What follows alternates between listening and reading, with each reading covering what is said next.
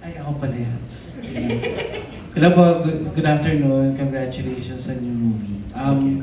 Direct RC and Kim Je, since second movie niyo to together, meron bang conscious effort na parang ibahin to from the first movie na nagsama kayo yung Annex ba? Ito yung Annex, no? Yes. Yun yung una. Direct. Yes. Yes, just like what I said, yun nga, merong may conscious effort because it is an adaptation. So, hindi kami masyado pwedeng umalaw in terms of creative, no? Like, kung may babaguhin kami, parang pinapaalam kasi talaga namin. Yes. Pinapaalam talaga namin siya from the Korean counterpart na meron kaming ganito na babaguhin, ganyan. So, bago din naman kami mag-shoot, it was made sure na yung script na meron na hawak namin is approved by the Korean production. So yun, so mas inano lang namin talaga, may conscious effort talaga siya. And bukod dun sa limitations na yun, may conscious effort din siya sa akin as a director na ibahin yung atake because hindi lang siya about love eh. The movie is more of a self-reflection. It's about human connection. So may malalim kasing yung movie na tema. So ganon. Yun yung may mga conscious effort. And of course sa acting, syempre I want Kim and Je also na ma-portray, makita nyo siya on a different, kumbaga ano pang element or ano pang pwede nilang gawin. Because sa totoong buhay, isa sila sa mga gusto ko talagang katrabaho. I mean, if we'll be given a chance to work with them forever, no, I would. I mean, gusto ko yan eh, nakikipag-work ako sa mga artista na naka-work ko na kasi it gives you more, it makes you more comfortable with each other, mas honest kayo kasi hindi lang naman yung pelikula yung ginagawa, it's art that we're doing. No? So, maganda na nabigyan kami ulit ng chance to showcase something different this time. Yan po. Also for Kim Je. As an actress, yes. Meron po talaga siyang conscious effort for me. Kasi yung character ko with an XU and si Louie, in a way, pareho silang successful. So, yung nuances, I have to make sure that it's different from the other film. Well, magkaiba naman kasi talaga silang tao. So, I think kahit yung pananalita, paglakad, everything else, I had to revamp it all. Tapos kailangan kong i-audition sa harap ni Direk, okay ba to? Tapos, tsaka ako pa siya gagawin. Kasi nga, tama yung sabi ni Direk, may mga bagay-bagay na since it's an adaptation, we need to ask permission first from the original, if it's okay. So, yeah, it's a conscious effort from all of us. Yes, conscious effort. Meron, kasi una sa lahat, pangalawang pelikula naming tatlo. So, kailangan talaga may conscious effort na magbigay ng bago or something na magugustuhan ng tao. Pangalawa, the idea that it's an adaptation, there's always a sense of comparison if we're gonna be better or at least at par with the original version. So, we're on our toes lagi pag ganitong mga project. Thank you. Thank you po. Thank you po. Miss Jean. Thank you. That was Richard Paglican of Lionheart TV. Up next, we have Nikki Wang of Manila Standard.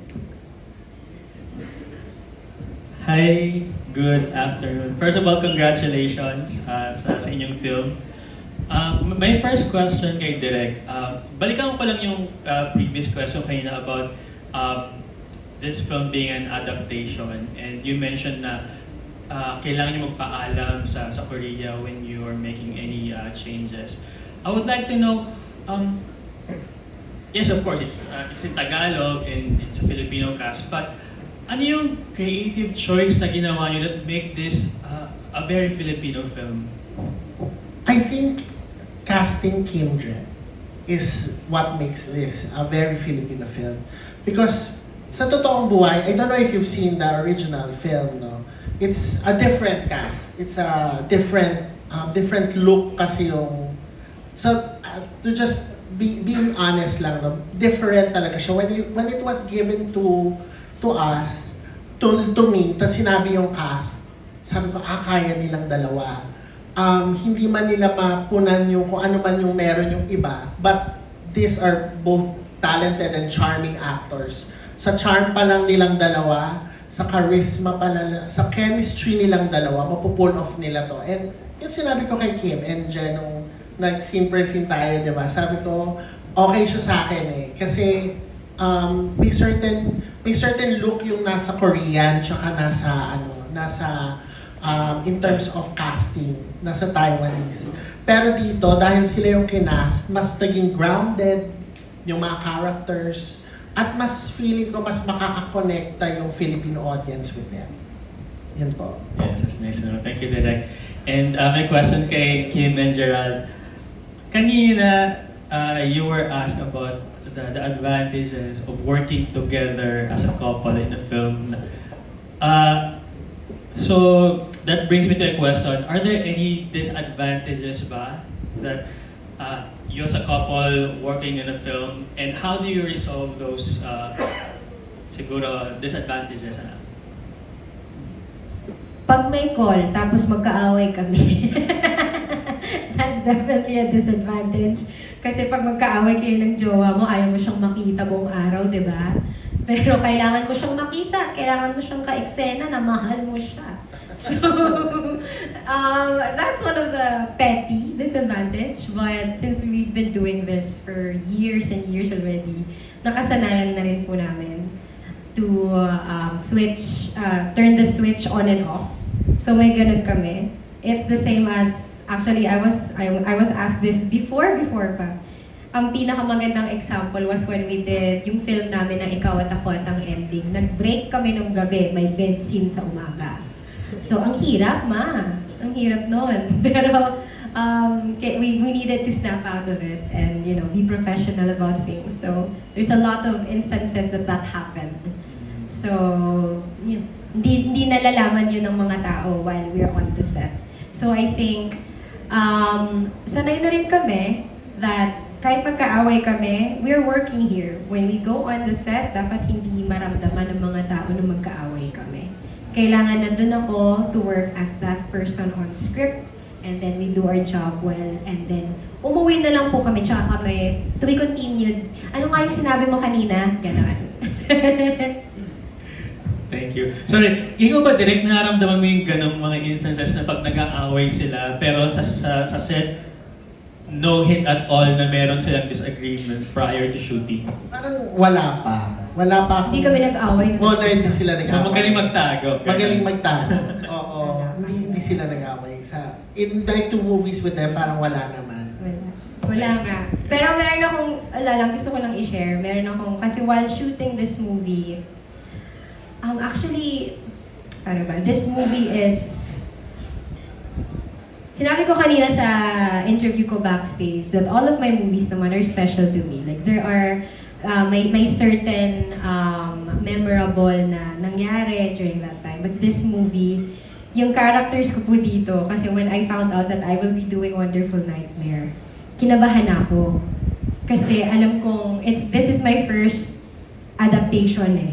So, kinakabahan ako. Pangarap ko pong magkaroon ng adaptation. So, biglang, mangyayari na. Lagi kong katext si Boss Vincent, tinetext ko rin si Boss Vic. Natawagan ko siya, Boss, kaya ko na ba ito? Kaya mo yan. So, okay, kaya ko na daw. Aral ako ng aral ng script. And there are certain emotions that I wanted to know kung makukuha ko siya o hindi. And sa buhay kasi natin, may mga times na hindi natin alam na mangyayari.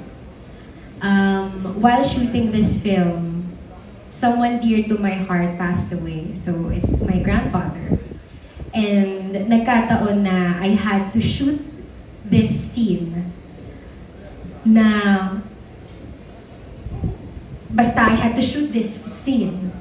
And first time nangyari that sina Direk, they had to go to me. Kasi hindi ko siya ma-stop. I can't stop my emotions. So, yung halo-halong mga emosyon and all of that and the pressure of getting married that I have to fix everything all at once, nangyari siya while doing this film. So I think it helped me in a way, and I learned a lot about myself while shooting this film that hopefully it translated and hopefully maayos siyang nag-translate sa screen. I'm actually nervous and excited to watch it because I don't know kung iba yung iyak ko dito eh. As in, may laman siya. So, yeah, I just wanted to share that. Thank you, Kim. Gerald, ano yung role mo dito in terms of keeping things professional in reference din sa question kanina? Well, sakto rin kasi yung character dito is a supportive husband. So, actually 60 to 70% of the movie kasi is Kim. So, even sa shoot, ganun din ako. Supporting boyfriend kasi 60 to 70% of the scenes, si Kim. So, pag pupunta siya sa tent, andyan na yung pagkain, andyan na yung maayos na uli yung higaan mo. So, kahit man lang doon. Kasi, syempre pag nakikita ko rin naman kasi na yung eksena ni Kim, iyak, palit ng itsura. Dalawang karakter eh. Palit itsura. Si Kim sa gitna ng pelikula 3 beses, 4 na beses naliligo. Kasi kailangan tanggalin yung buhok niya, yung makeup niya, lahat kailangan tanggalin eh. So, yun. So, kahit man lang sa mga ganong malilit na paraan makatulong. Alright. Thank you very much, Thank you. Dr.